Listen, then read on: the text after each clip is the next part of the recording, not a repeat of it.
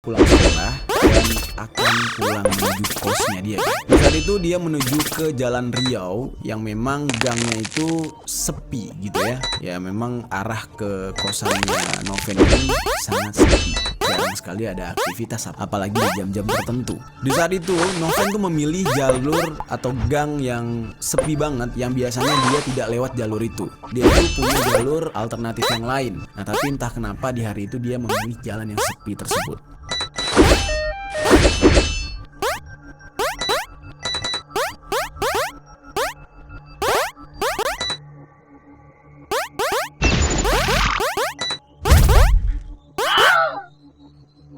Lalu ternyata ya, di sana itu sudah ada seorang pria yang menggunakan baju jersey warna biru, kayak baju jersey bola gitu ya. Dan pria ini juga menggunakan celana panjang berwarna hitam, rambutnya pendek, terus diperkirakan umurnya itu sekitar 18 sampai 25 tahun. Jadi masih remaja. Di saat itu pria ini terlihat berjalan mondar-mandir dan ini terekam jelas di CCTV. Di saat itu tidak ada yang tahu ya kegiatan dari pria ini tuh mau ngapain sebenarnya. Dia mondar-mandir di situ apa emang dia mangkal di situ lagi nunggu seseorang atau justru dia ini adalah kenalannya Noven yang memang menunggu Noven datang atau Noven lewat.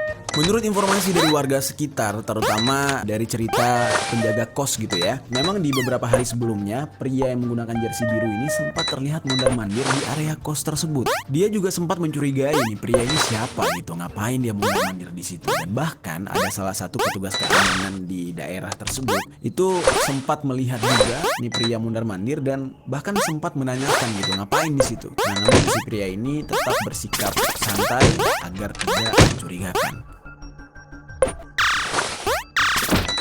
Lalu tiba-tiba Noven yang tadinya menuju ke kos pulang dari sekolah itu melewati jalan tersebut dan dari CCTV itu terlihat memang dia datang dari arah tangga atas. Tanpa pikir panjang, pria yang berjersey biru ini tiba-tiba langsung mendekati Noven dan dengan spontan dia mengeluarkan sebuah sajam yang mana sajam ini langsung dia tikamkan atau dia tusukkan ke dada Noven. Dan dari jenis senjata tajam yang dia tikam ke dada Noven ini terlihat itu adalah jenis badik.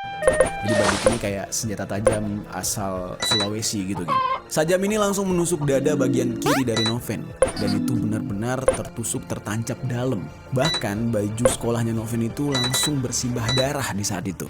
Kondisinya memang sepi banget, hanya ada mereka berdua. Si pelaku ini sempat melihat Noven yang sekarat gitu ya, dan dia tidak sama sekali mencabut badik yang ada di dadanya Noven. Jadi dibiarkan begitu aja. Noven tergeletak di tangga tersebut dalam kondisi sekarat, sementara si pelaku langsung menuju tangga atas dan melarikan diri. Di dalam CCTV yang didapat itu reka adegannya dari awal sampai akhir itu lengkap banget, jelas banget.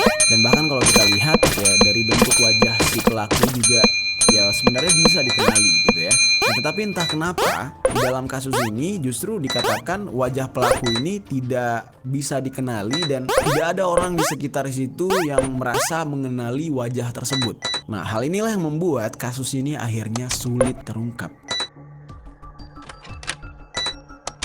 Lalu singkat cerita nih geng ya, masih di hari yang sama, di saat itu tidak ada yang mengetahui kejadian ini. Noven tergeletak dan sudah tewas di tangga tersebut bersimbah darah dengan kondisi badiknya masih tertancap. Kemudian sekitar jam 4 sore atau 16.00 itu ada seorang pedagang nasi yang tiba-tiba lewat di lokasi tersebut. Nah, nama dari pedagang nasi ini adalah Ibu Neneng. Nah, Ibu Neneng ini awalnya mengira Noven itu pingsan. Dia melihat ada anak sekolah yang tergeletak di lantai dan dia langsung berteriak dan berusaha untuk menolong Noven. Namun setelah dicek ternyata itu adalah jenazah alias wanita yang sudah meninggal dunia dengan kondisi bersimbah darah dan senjata tajam masih menusuk dada kirinya.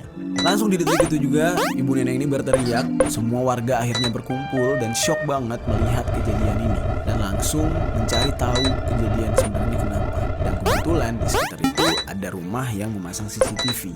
Nah, dari CCTV itulah ketahuan kejadian sebenarnya. Nah, warga langsung memanggil pihak kepolisian dan juga ambulans untuk mengangkut